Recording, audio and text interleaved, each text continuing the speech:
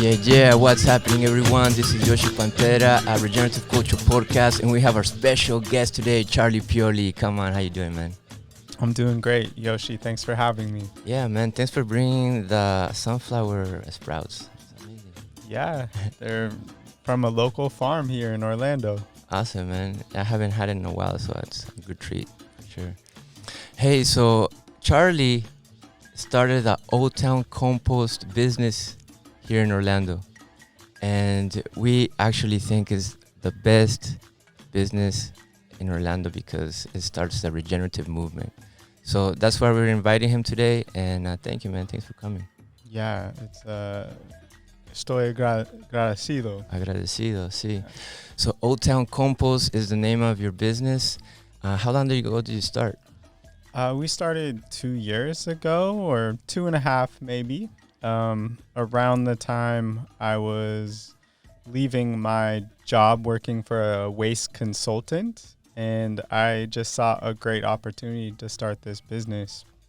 Cool. And the need of composting around Orlando, which is surprising, and I can't believe you took the responsibility of getting people's waste and do something about it. Yeah, it's a big responsibility because there's more food waste, more organic waste than just my business can handle. You know, honestly, I wouldn't be mad if other people started doing it. It's not really competition. It's trying to find a solution why all this organic waste is going to the trash, going to the landfill. Yes, I lived in California, San Francisco for 12 years, and the system of composting is very basic over there. And I'm surprised Orlando, like a big city, a tourist city, is not doing it. And it's amazing that you're doing it.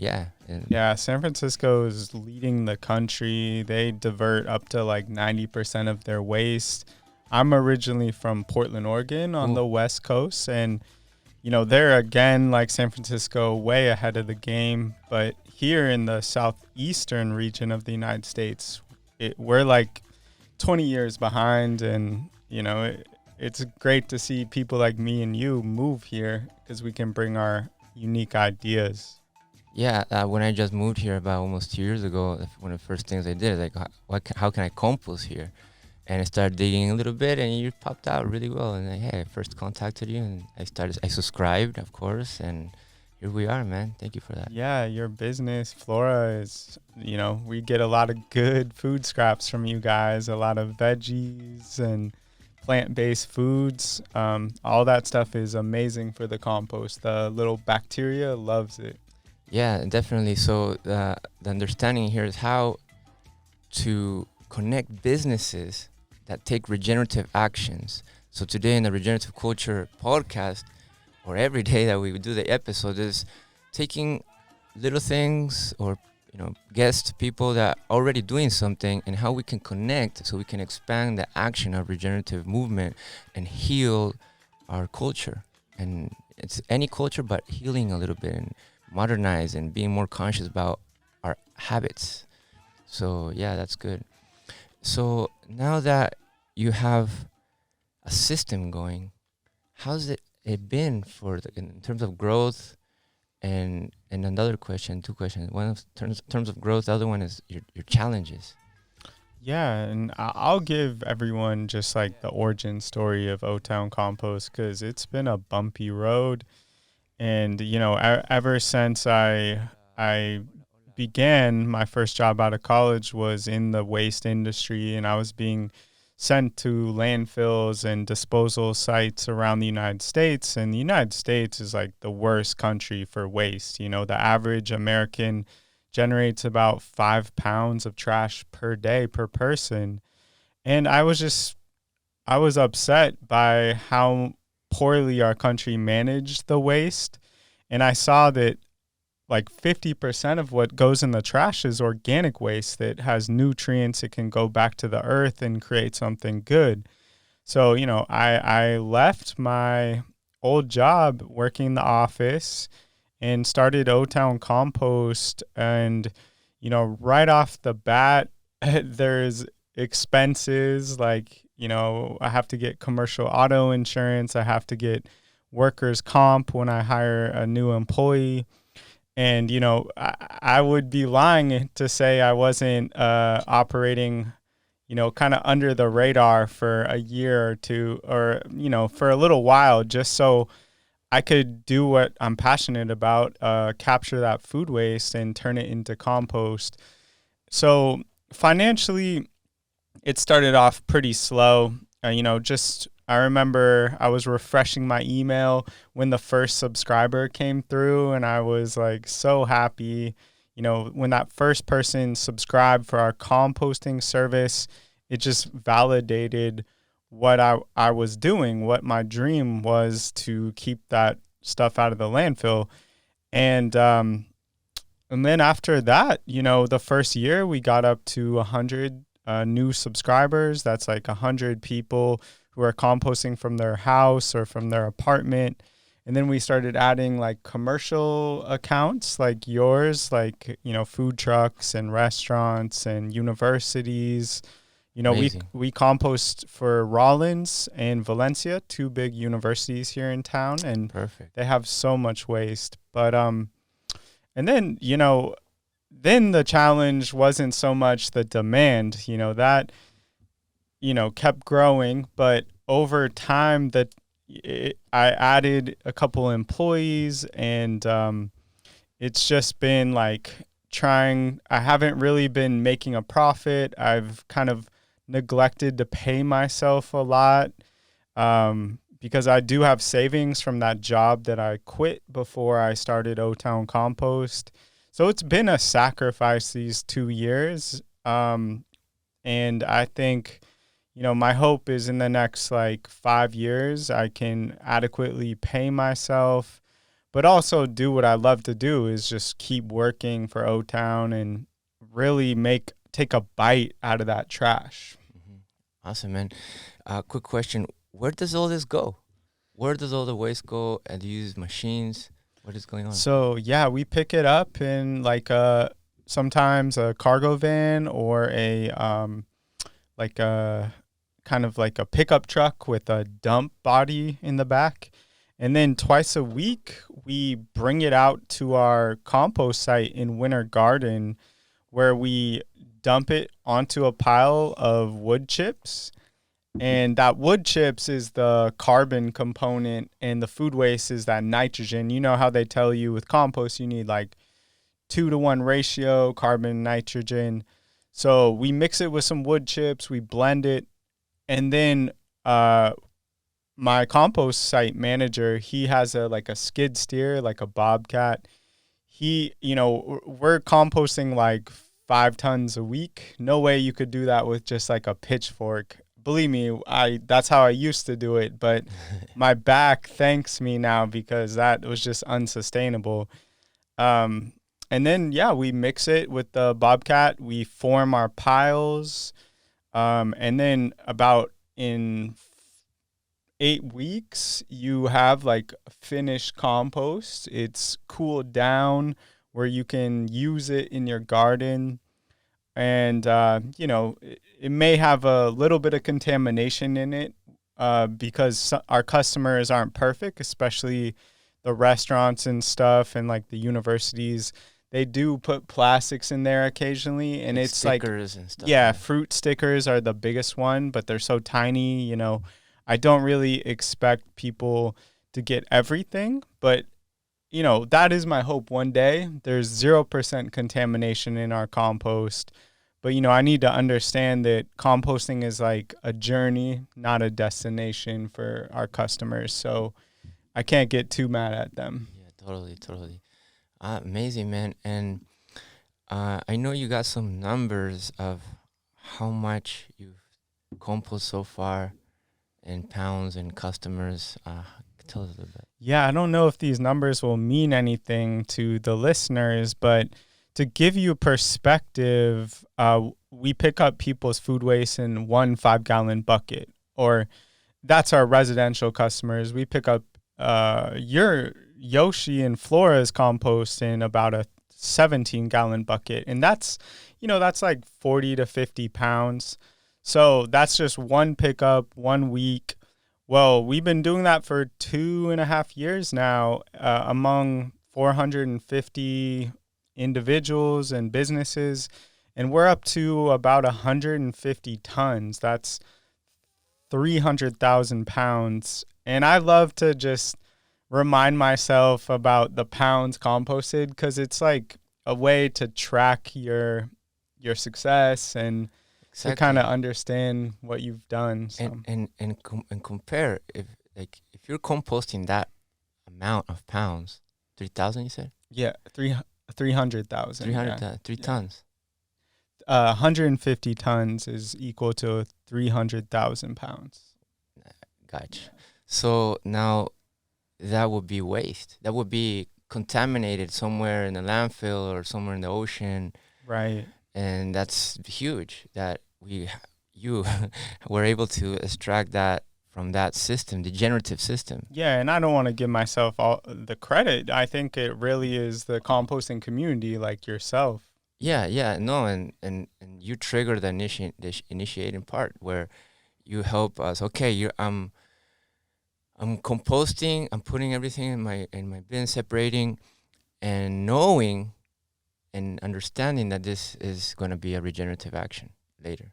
So that's until like each house or each business starts composting themselves, which would be Yeah, we you do know. have some people who cancel their service with us because they want to compost in their backyard, and I'm all for that. You know, they're Mhm. doing it in their backyard, which is great too. I have to tell Um, you something, man. I'm gonna start doing that too. oh no, Yeah, we found a spot. you did? Yeah. Shoot. So the thing is that we we also like to share. If people can't do it, they have to go to you. You know. Yeah, I mean that is great. And I can't lie though, it does hurt a little bit to lose a customer. Yeah, yeah.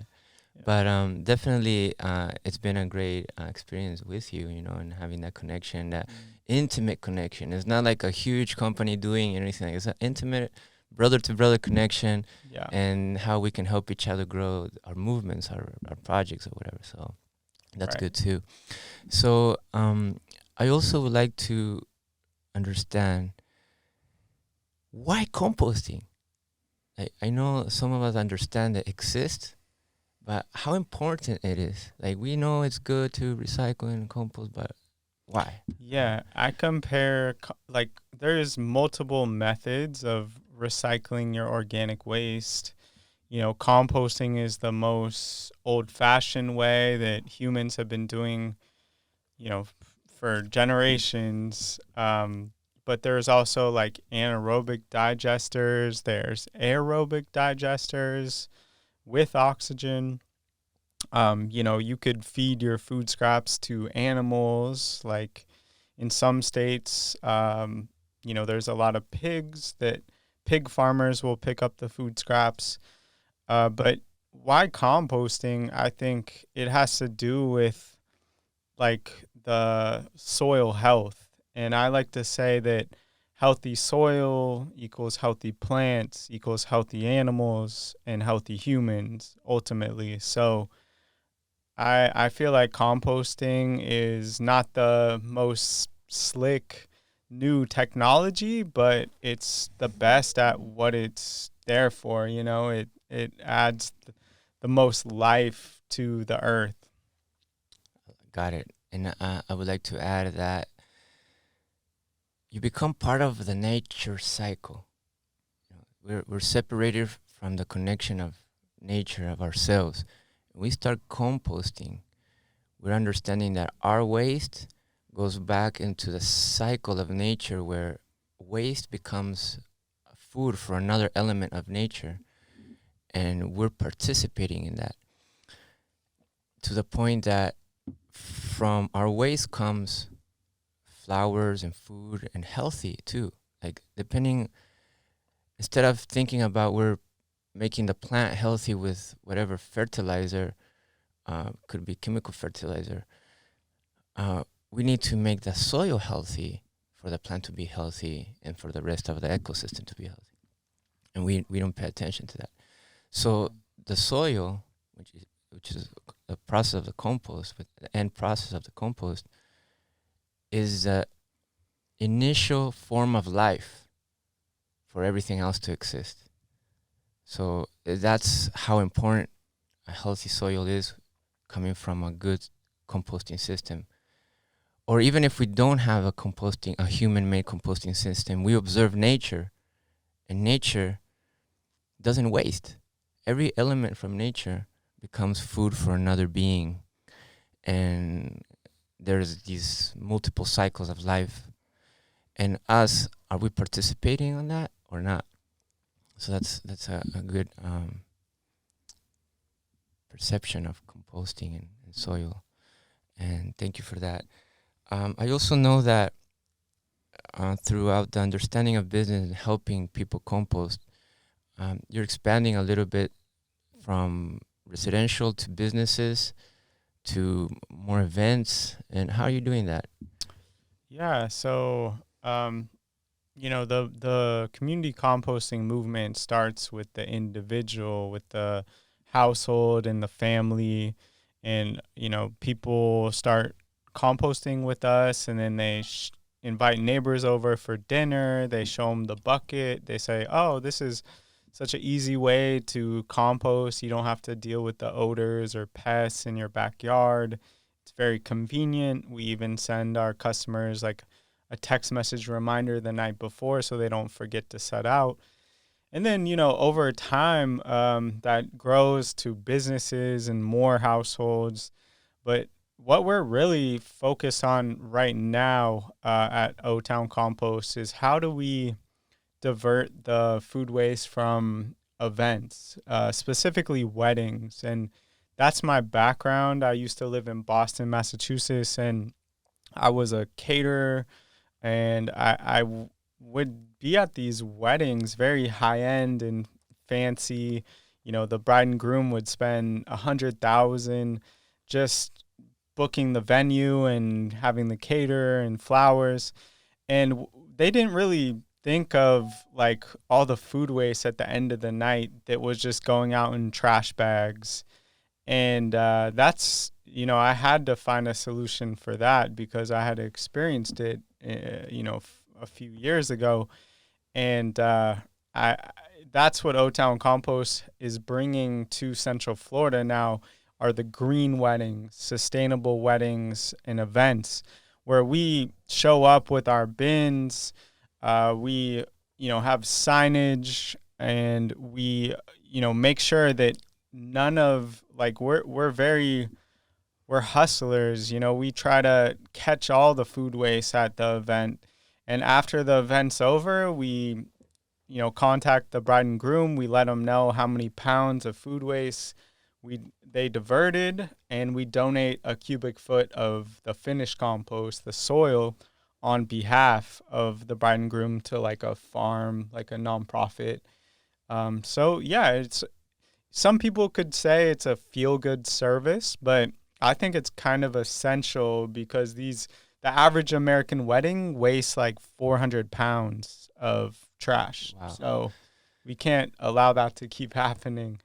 Yeah, yeah. And it's so important in weddings and birthdays and quinceañeras and family gatherings or even festivals or markets. I've seen also human gathering. It's a bunch of waste. Yeah, I don't know what it is, but I think, the people organize the event, whether it's at a quinceañera and it's like someone's mom who just cooks too much because she doesn't know how many people are showing up, or it's a wedding. The wedding industry and catering is notorious for providing like a overabundance. You always got to display on the table more in abundance when really a lot of that food doesn't get eaten. So I think it's just, yeah, food waste is by far a big problem at gatherings. Yeah, totally. And restaurants too. I've worked for restaurants for many years, and tons of food waste, like fresh stuff. Yeah. And if there's other movements that are food savers. You go to the restaurants, go to the markets or supermarkets, and gather the food and donate it or create community experiences. There's that type of movement too. And there's this rumor going around in the food industry that if you donate your edible food and the person chokes on it or gets sick from it, that they can then sue you. So I've heard that excuse a lot from catering companies when I ask them why not just donate it. But that's a myth. That's a rumor Yeah. because um, there's actually this law called the Good Samaritan Act. It's a federal law, and it was created in the case of like someone having a heart attack, and you try to be a good Samaritan. You try to help them by giving them CPR. Well, you they created this law so if the person dies with the heart attack, the family can't just then sue the person who helped them. And the same is true for like if you're donating food to someone, you can't then pretend like you got sick and sue the person for doing a good deed. Yeah, and the likely of that happening is very rare. Like, Yeah. could be maybe with an apple, but that you can choke. But in general, I think food is not to be wasted at all, and I think we all have to find ways how to manage that better. Yeah, and there's many stages of food waste along the supply chain. In O-Town Compost, we're mostly focused on like the business and the household. Like after it's already been grown in the farm, there's food waste. It's put on a truck. There's going to be food waste in the transportation. It's brought to like the distribution center. There's lots of food waste at the distribution center. And then, it finally finds its way into the fridge, the refrigerator. And, that's where we're mostly focused. But there's a lot of great entrepreneurs focused on the other stages in the supply chain, like where food waste occurs. Definitely. And there's food waste from the farm and the transportation all the way to the process of the different supermarkets, restaurants. And then after, when that food is not being used, there's another process of stages of waste after the supermarket. There's distributed to other smaller markets, and then Right. from there, and there's other waste. Like those delivery services that are popular now. I can't think of a name of one, but they're like, not only do they go to the distributor, but then they get sold again to another distributor, the company who packages up the food and then sends a convenient box to like a household and it sits on the porch. Like it's just adding one more step in how your food comes from the farm to the table. And I think that's a big problem with the United States is like that distance between farm to table is so big. There's so many steps in the way. By the time the food arrives to your house, it's probably lost a lot of that nutritional density. Yeah, and the energy from the crop or the tree. Yeah. Like, it's not the same eating an orange freshly picked from the tree and like weeks later. Yeah. And so it's important that just sitting in a truck for 2 weeks, and by the time you get it in your fridge, it's got like a few days left, and then it goes bad. So. Yeah, and another thing I want to mention is the importance of, or tell me the observation of composting local food scraps from composting food scraps from other countries. You feel me? Like, let's say fruits from Chile. You mean like when someone buys a fruit from Chile, like, and then it ends up in our compost? Which is a diverse ecosystem of Yeah, I'm sure like it has some bacteria from South America, and composting is a bacterial process, and that's why it's so if I had a microscope, it would be fascinating to see like all the little microorganisms, bacteria eating the compost and doing their activity, but the more diverse, the better. And I think that's true in life in general. Like if you're going to get a dog, don't get a purebred, get a mutt, because it's likely going to be way more healthy and just do better overall because it has all these genes. So it doesn't feel like we're contaminating. No, although I do. Like contaminating from other ecosystems. Like I did have a problem recently because we're composting for this florist that sells flowers, and most of her flowers come from Ecuador or Colombia. And the problem with the flower industry is they're grown on huge farms. They use like pesticides, herbicides. heavy. And, we still are able to compost food that is grown with pesticides, herbicides, because most food is washed first. Flowers, they're not washed. So we have to wash these flowers before we add them to our compost pile, just to get rid of that stuff. So that's the contamination, is pesticides, herbicides. It's not the bacteria from Other ecosystems. No. Gotcha. It's good to understand that, because sometimes it feels like, okay, I'm eating an apple and I'm going to contaminate a local with its own ecosystem. I'm going to contaminate from other stuff. So No, I think more diversity, the better. Cool. And do you have other, let's say, products from the composting? I don't want to call it products, but other, let's say there's compost tea and, like blends and stuff. Not right now. We're just selling regular old compost. But one day it is my hope to have vermicompost, which is like a mix of just regular compost with worm castings. I want to have a nitrogen-rich compost, kind of like mushroom compost, where it's really got power to fertilize the plants. And then maybe a more carbon-heavy compost that is, more for like landscaping and fruit trees, potentially. But I think there's so many different options for different blends, different products, I think is the right word, of compost. Cool. So now I would like to vision a little bit with you, like what we feel it's a regenerative movement, connecting our dots a little bit. So, for example, if you help take care of a system of composting for businesses, and let's say our business or business like ours, where we're not only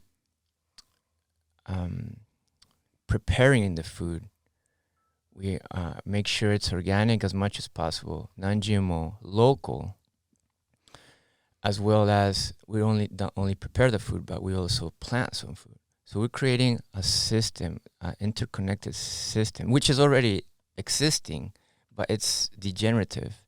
What we are doing, what we want to do, we want to envision with you or with everyone involved, of a regenerative movement where our culture currently can be transformed a little bit. So, for example, and we're going to have some guests in the real estate industry, where there's a lot other also fleet farming doing it too, where we can help people that have homes or want to buy a home and have a food garden or food forest in the front or backyard, and not only one house but the neighborhood, where their excess of food can be sold to the restaurants or the businesses that have the need of buying local organic stuff. Of course, the local homeowner or a renter can benefit from planting the food or having the system of the gardens and food forest in the house, where they don't have to go to the supermarket. They save time, they save energy, not only in gas but energy, where you don't have to go to the supermarket and spend a few hours. You actually spend time in the garden and you harvest your food, but you definitely will have excess, where instead of wasting, they can sell it to us or share it with the neighbors and stuff like that. And obviously, as a restaurant or food truck or food business, will have our waste and then goes to your system.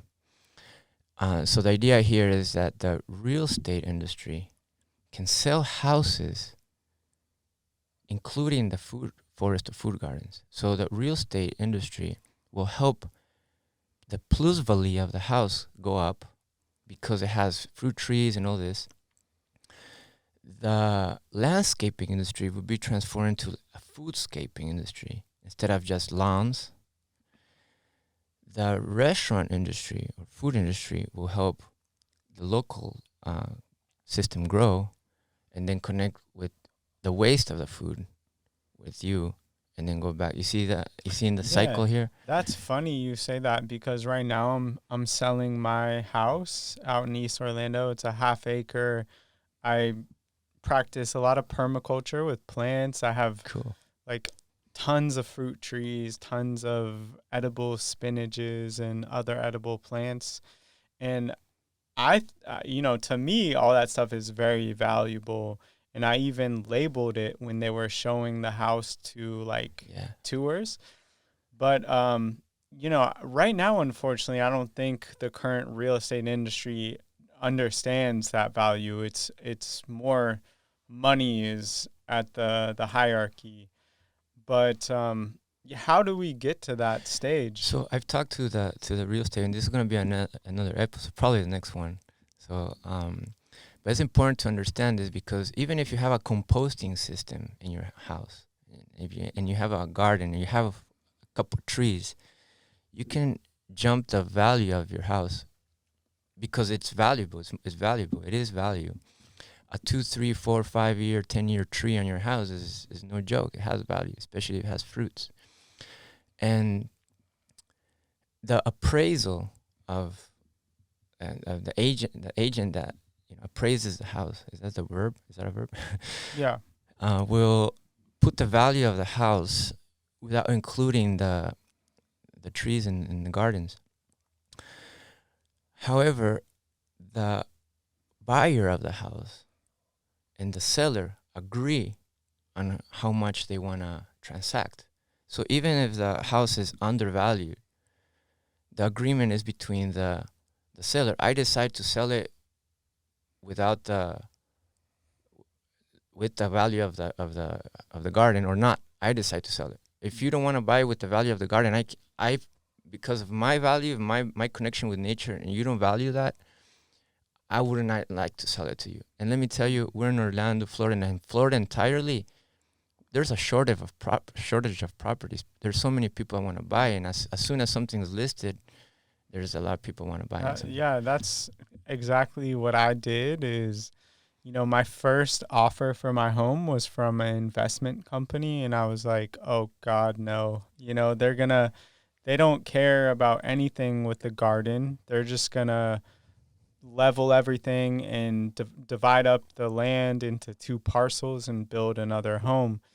But I made sure with my realtor that whoever was going to buy the house, liked the place, they liked the garden, and I'm asking, for the price, $310,000, but then the county sends out their appraiser, and the appraiser, I can guarantee, does not, at the current moment, they don't see the value in the garden.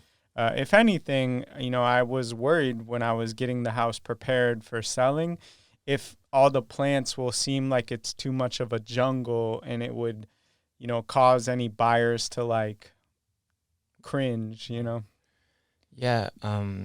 So far, I've talked with a few people, especially women. When you take up a person, especially a woman, to show the house, and you see a bunch of flowers and a bunch of nature, and you see like a jungle type energy, women fall in love. Yeah. And even if they're not gardeners, and it's like, wow, that's beautiful. That's beautiful. This is my house. It's the connection with the nature they have. It's not the big kitchen, and it's the energy. I totally agree, and I don't understand how there's so many Americans with just their standard lawn and a picket fence. You know, that seems so boring and without character, without personality. Yeah, totally. Yeah, so that's very important that we talk about that and see if how can we all, especially if we're thinking about buying a house, find one that you connect with nature and appreciate the value of that one tree or two or whatever plants it has there and envision yourself with it, you know. So I Yeah, think that's important. yeah, that should be a good interview with the realtor next episode. For sure, for sure. And thank you, man, for everything you shared. Is there anything else you think you wanna we're Yeah, missing? I don't know if any listeners are here in Orlando, but we, encourage you to subscribe for our convenient composting service. Use promo code West Orange, one word West Orange, for your first month free. We do, we'll make sure your event is as close to zero waste as possible. And yeah, just keep listening to the Regenerative podcast because it's a lot of great lessons about how to like not leave a big footprint here on Earth. You know, we're gonna just be part of the soil one day anyway. So Totally, totally. Like little actions, little habits help regenerate life. And you got a compost podcast too.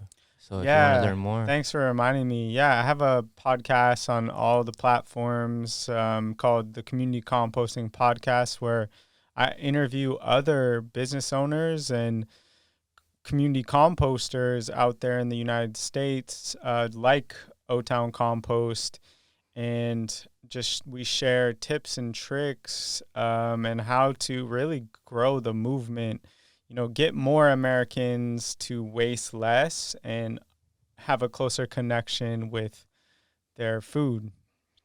yeah, awesome, awesome. Yeah, if you want to learn more about composting, how to start your own, definitely it's not hard. Just You having, sound like you would be one who knows that. You're about to start your own pile in your yeah, backyard. yeah. I know one tip I can share. It's a study did in Berkeley, the fastest so far system of creating a compost pile and get the result really fast. So it's and correct me if you've experienced something, but my experiences with this is a meter and a half square, right? So a meter and a half length on every side, and you start with carbon, which is wood chips or mulch, and then you put your food scraps and whatever ingredients you have. You start doing the lasagna, but making sure that it's chopped everything as small as possible. And so you have the first bed of all your scraps made a lasagna, probably like also like a meter high. So let it sit there for 4 days. Oh, and make sure in the middle of this bed of this lasagna you got some uh, newspaper or clips from the grass, like dry, right? Dry. And that little thin, dry material will start burning inside right there. So by the fourth day, you turn it. And every second day after that, you turn it back. You turn it, you turn it. By 14 days, you should be Yeah, getting and result. I would just say the key to composting is oxygen, air. Yeah. So that's why turning it is so great, is Mhm. because that exposes the pile to air. And that's where people go wrong, and they say, "Oh, composting is stinky; it attracts pests." But that's because the compost is just sitting there and not properly managed. So as long as you keep up with the Or the turning, turning. you'll be golden. Yeah, and so it's one bed and it's yours. You can take care of that for a couple or a family of three. It's perfect. Yeah. Yeah. Cool, man. Thanks for letting me share it. So that's what I know. That's what I'm doing. And also, what's your vision in the next 5 years? And we can finish with that. Yeah, so O-Town Compost is here to stay, at least until we're no longer sending food waste to the landfill, which probably is going to be forever. But our next goal for the 5 years is we are looking for venues, like wedding venues to partner with, so that we can, when a couple is booking their wedding at a venue, they can look at the catalog and at least see us and our green event service as an option. For a couple $100, you can make your wedding like low waste. You can reduce the waste.